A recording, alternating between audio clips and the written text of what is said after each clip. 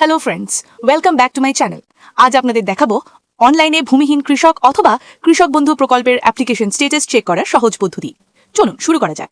প্রথমে আপনার স্মার্টফোন বা কম্পিউটারের ব্রাউজার থেকে গুগলে গিয়ে কৃষক বন্ধু লিখে সার্চ করুন।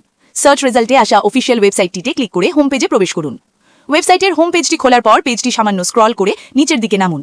এখানে বিভিন্ন আইকনের মধ্যে নথিভুক্ত কৃষকের তথ্য নামক অপশনটি খুঁজে বের করুন এবং সেটিতে ক্লিক করবেন। নতুন একটি পেজ খুলবে। এখানে সিলেক্ট অপশনে ক্লিক করুন। তারপর একাধিক অপশন পাবেন, যেমন voter card, Aadhaar card, bank account, mobile number ইত্যাদি। ক্যাম্পে ফর্ম জমা দেওয়ার সময় যে মোবাইল নম্বরটি দিয়েছিলেন সেটি সিলেক্ট করে নম্বরটি বসালে সবচেয়ে সুবিধা হবে, অথবা ভোটার কার্ড নম্বর দিয়েও চেষ্টা করতে পারেন।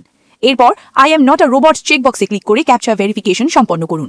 আর যদি ছবি মেলানো আসে তবে ছবি মেলাবেন। তারপর সার্চ বাটনে ক্লিক করুন। তারপর আপনার আবেদনের বিস্তারিত তথ্য দেখতে পাবেন। নাম, একেডি আইডি, গ্রাম পঞ্চায়েত এবং ব্লকের নাম মিলিয়ে দেখে নিন সঠিক তথ্য দেখাচ্ছে কিনা। যদি আপনার তথ্য দেখা যায় তবে স্ট্যাটাসের ঘরে নজর দিন। সেখানে পেন্ডিং লেখা থাকার অর্থ যাচাই প্রক্রিয়া চলছে। আর যদি অ্যাপ্রুভড লেখা থাকে তবে বুঝবেন আপনার আবেদন সফলভাবে গৃহীত হয়েছে। যেহেতু এটি ভূমিহীনদের জন্য আবেদন, তাই জমির পরিমাণের ঘরটি শূন্য বা ফাঁকা থাকতে পারে, যা স্বাভাবিক। আর যদি সার্চ করার পর স্ক্রিনে নো ডেটা ফাউন্ড বা নো রেকর্ড ফাউন্ড লেখা দেখায় তবে আতঙ্কিত হওয়ার কোনো কারণ নেই। এর অর্থ হলো আপনার আবেদনপত্রটি এখনও সিস্টেমে এন্ট্রি করা হয়নি বা প্রক্রিয়াধীন রয়েছে। দুয়ারে সরকার ক্যাম্পে জমা পড়া বিপুল সংখ্যক ফর্মের ডেটা এন্ট্রির কাজ ধাপে ধাপে সম্পন্ন হয়, তাই কিছুদিন অপেক্ষা করে পুনরায় চেক করাই শ্রেয়। ওকে, থ্যাংক ইউ ফর ওয়াচিং।